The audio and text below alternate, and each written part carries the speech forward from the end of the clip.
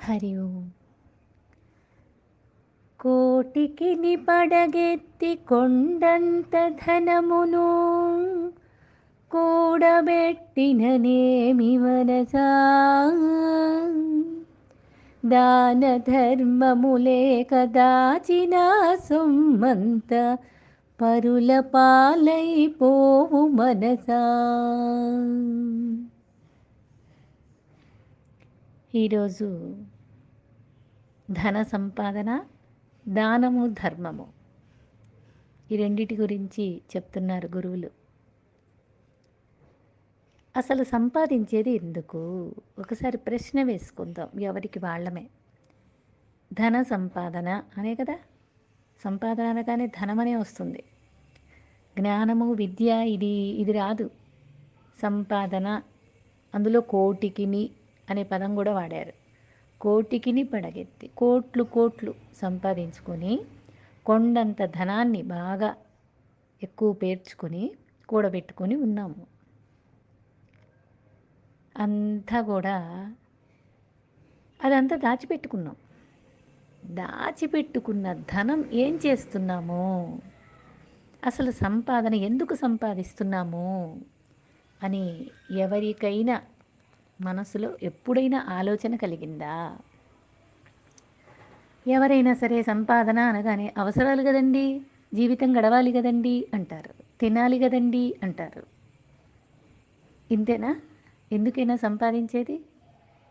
నిజంగా కష్టపడి సంపాదించింది ఎందుకు అంటే నేను సుఖపడటానికి అని చెప్తారు కొందరు. మామూలు మాటలండి, అర్థం చేసుకోండి. కొంతమంది ఏమో జరగాలి కదండి, తినాలి కదండి, సంపాదించుకోవాలి కదండి, జీవితం గడవాలి కదండి ఇలా చెప్తారు. కొంతమంది ఏమో నేను సుఖపడటానికి అని చెబుతారు.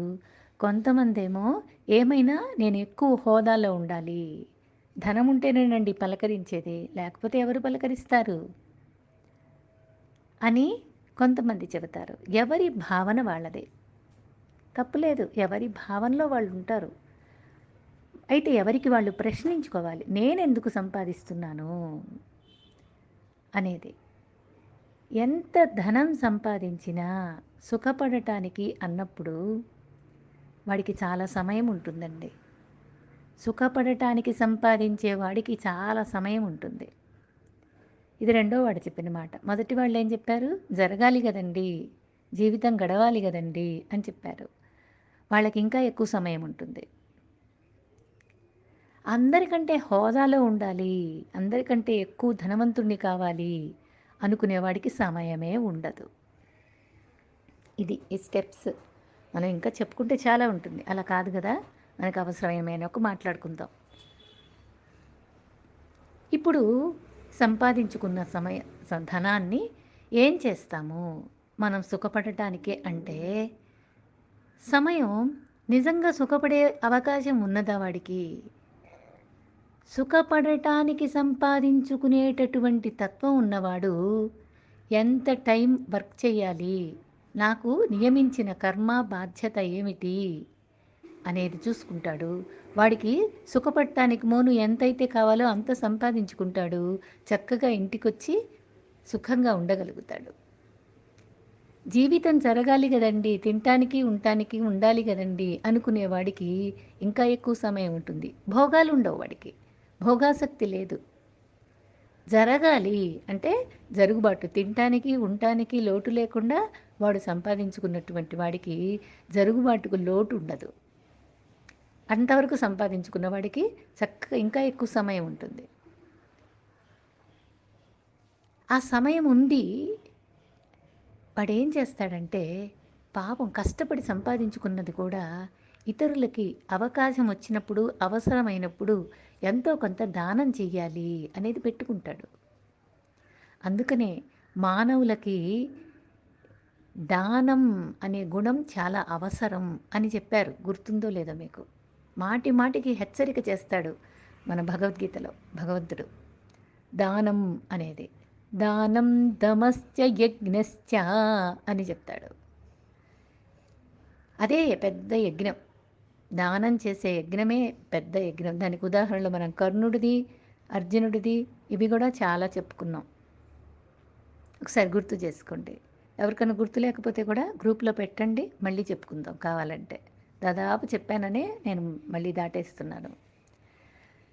ఈ అనేది బ్రహ్మదేవుడి దగ్గరికి దేవతలు, రాక్షసులు, మానవులు ముగ్గురు వెళ్ళారు. మాకేదైనా సరే మానసిక స్థితి శాంతించటానికి మాకేదైనా ఒక మంత్రోపదేశం చెయ్యండి అని ముగ్గురు అడిగారు. అడిగితే బ్రహ్మదేవుడు ముగ్గురికి అనే బీజాక్షరాన్ని నాలుక మీద రాసి పంపించేశాడు. ముగ్గురికి దానే. ఈ మానవులు మరి దేవతలు, రాక్షసులు, మానవులు ముగ్గురు వచ్చారు. వచ్చిన తర్వాత మాట్లాడుకున్నారు. మీకేమి రాశారు? ముగ్గురు ఒకరికొకరు చెప్పుకున్నారు. ఎందుకు ముగ్గురికి అంటే దేవతలు వాళ్ళంతట వాళ్ళే చెప్పారు. మాకు అని రాసింది ఎందుకు అంటే మాకు దమము తక్కువ. అంటే ఏంటి? ఇంద్రియ నిగ్రహం తక్కువ. ఎమ్మటే ఇంద్రియాల ప్రలోభ పెట్టుకుంటాం. మా మనస్తత్వం అది. అందుకని అంటే ఈర్ష్య, అసూయలు అలాంటివన్నీ కూడా మనసుకి లోపపడిపోతారు. అందువల్ల ఇంద్రియ నిగ్రహం బాగా ఉంచుకోవాలి అని మాకు ఉపదేశించాడు భగవంతుడు అని చెప్పారు. రాక్షసులు ఏం చెప్పారంటే మాకు దయాగుణం తక్కువ. ఎవరిని పడితే వాళ్ళని పీక్కు తినేసేసి హింసించి రాక్షసంగా ప్రవర్తించి ఎదుటి వాళ్ళని బాధించే గుణం మాకు బాగా ఎక్కువ. అందుకని దయగలిగి ఉండు అని బ్రహ్మదేవుడు మాకు ఉపదేశం చేశాడు అని చెప్పుకున్నారు వాళ్ళు. సరే, మనవాళ్ళు మానవులు ఉన్నారు కదా, మానవులు ఏం చెప్పారంటే మాకు అసలు దానం చేసే గుణమే ఉండదు. ఎంతసేపటికి లోపలేసుకునే గుణమే మాది. దానం చేసే గుణం లేదు మాకు. అందుకని మాకు భగవంతుడు దానం చెయ్యి, నీకు ఎంతుంటే అంతలో ఎంతో కొంత పరోపకారంతో ఎదుటి వాళ్ళకి దానం చేసి నువ్వు అప్పుడు సుఖపడతావు అని మాకు అనే అక్షరం ఇచ్చాడు భగవంతుడు అని చెప్పుకున్నారు. కాబట్టి మానవుడికి దానం చేసే గుణం ఉంటే ఉత్తరోత్తర జన్మలు మంచి కుటుంబంలో పుడతారు. ఏ లోటు లేని కుటుంబంలో పుడతారు. ఈ దానం చేసే గుణం పుణ్యకర్మ.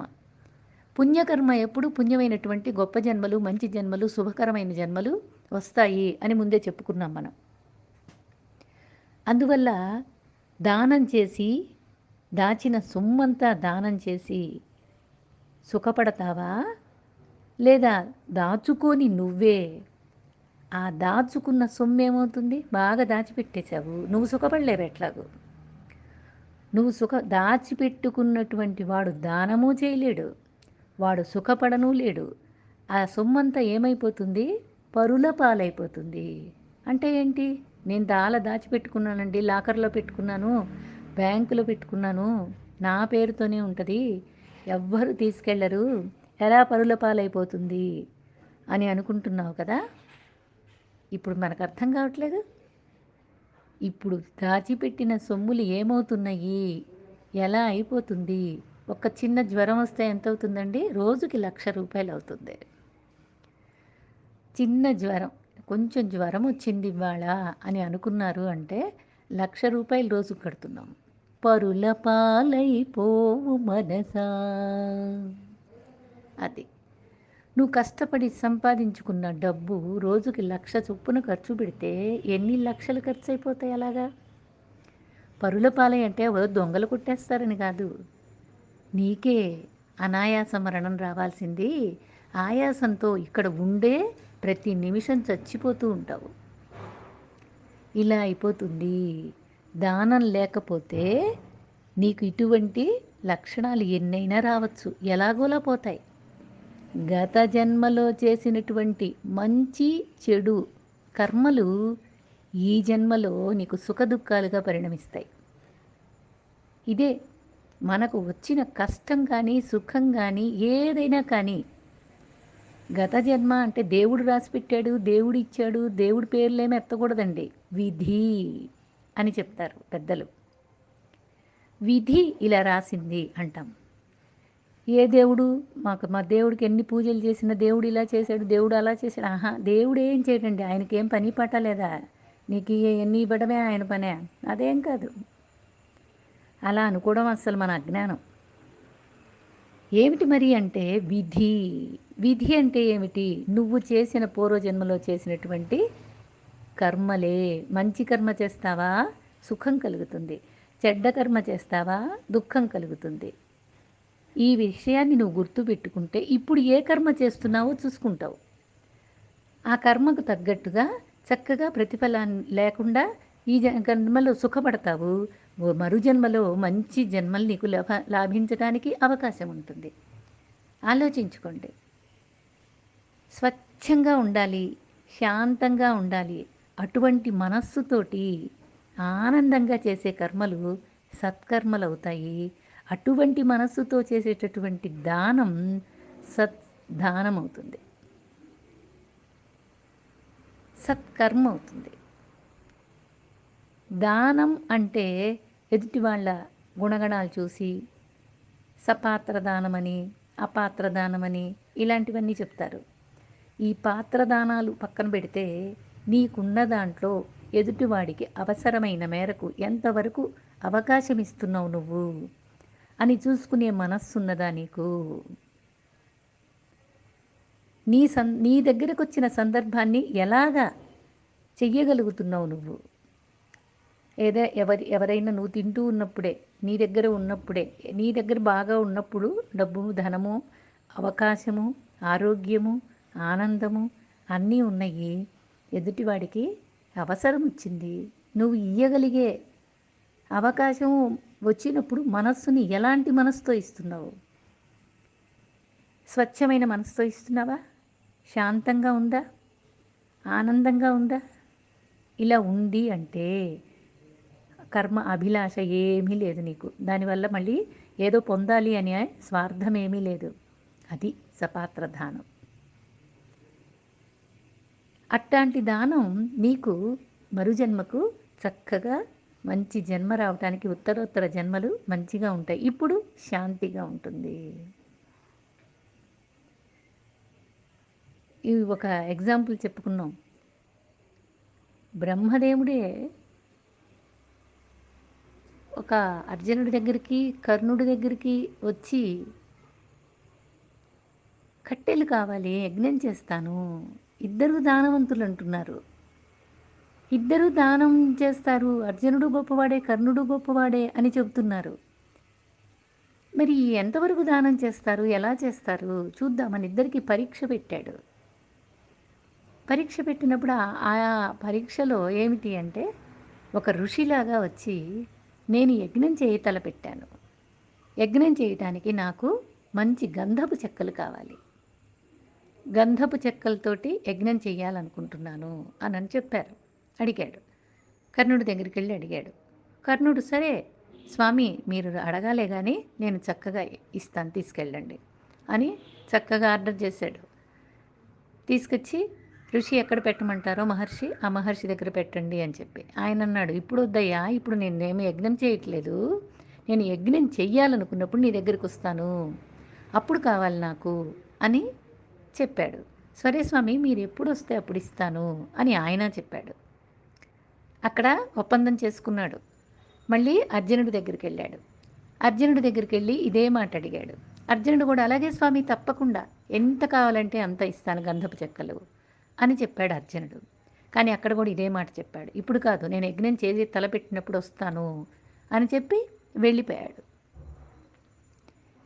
సరే ఆయన చూసుకున్నాడు, సందర్భం చూసుకున్నాడు. విపరీతమైనటువంటి వరదలు, వరదలు, ఎక్కడ పొడి లేనటువంటి వారం రోజుల పాటు సూర్యభగవానుడంటూ కనపడకుండా, తడి ఆరకుండా, ఆకాశం చిల్లులు పడిందా అన్నట్లుగా కుండపోత వర్షం పడుతూ ఉన్నప్పుడు ప్రతిరోజు వర్షమే, ప్రతి నిమిషము వర్షమే.